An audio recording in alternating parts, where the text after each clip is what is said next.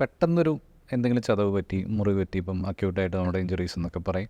അങ്ങനെ എന്തെങ്കിലും പെട്ടെന്ന് പറ്റിക്കഴിഞ്ഞാൽ നമ്മളവിടെ ചൂട് പിടിക്കാൻ പലരും പറഞ്ഞു കേൾക്കാറുണ്ട്. നമുക്കതിനെ ചൂട് പിടിക്കുന്നതുകൊണ്ട് കുഴപ്പം എന്തെങ്കിലും ഉണ്ടോ? ശരിക്കും പറഞ്ഞു കഴിഞ്ഞാൽ സോഫ്റ്റ് ടിഷ്യൂ പരിക്കുകളായിക്കോട്ടെ, അതല്ല ഫ്രാക്ചർ ആയിക്കോട്ടെ, ഇപ്പോൾ എല്ല് പൊട്ടിയ സിറ്റുവേഷൻ ആയിക്കോട്ടെ, ഈ ഒരു സിറ്റുവേഷനിലും ആദ്യത്തെ ഘട്ടത്തിൽ ഒരിക്കലും ചൂട് വയ്ക്കാൻ പാടില്ലെന്നാണ് ആയുർവേദവും പറയുന്നത്, മോഡേൺ സയൻസും പറയുന്നത്.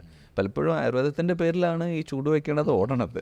പക്ഷേ അങ്ങനെ സുശ്രുതാചാര്യൻ ഭഗ്നചികിത്സയിലും അതുപോലെ അക്യൂട്ട് ഇഞ്ചുറിയിൽ വരുന്ന സദ്യവ്രണം, പെട്ടെന്ന് വ്രണം വരുന്ന ഇഞ്ചുറി കൊണ്ട് ഉണ്ടാകുന്ന എല്ലാ സിറ്റുവേഷൻസിലും തണുപ്പിൻ്റെ പ്രയോഗം, ശീതപ്രയോഗമാണ് പറഞ്ഞിരിക്കുന്നത്. കാരണം അതാണ് അവിടെ വേണ്ടത്. മോഡേണിൽ പറയുവാണെങ്കിൽ നമ്മൾ ചെയ്യാൻ പാടില്ലാത്ത കാര്യങ്ങൾ, നോ ഹാം എന്ന് പറയുന്ന കൺസെപ്റ്റ്, ഇഞ്ചുറി പറ്റിയാൽ എന്ത് ചെയ്യരുത്, ഇപ്പോൾ എന്ത് ചെയ്യണം എന്നുള്ളത് പോലെ തന്നെ പ്രധാനമാണല്ലോ എന്ത് ചെയ്യരുതെന്നുള്ളത്. ഇപ്പോൾ നോ ഹാം എന്ന് പറഞ്ഞാൽ no heat, no alcohol, no re injury, no massage.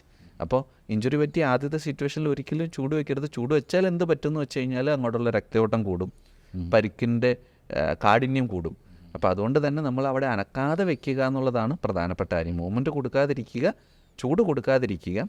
Acute ഇഞ്ചുറിയിൽ ചൂട് വെക്കരുതെന്നുള്ളത് വളരെ പ്രധാനപ്പെട്ട ഒരു കാര്യമാണ്.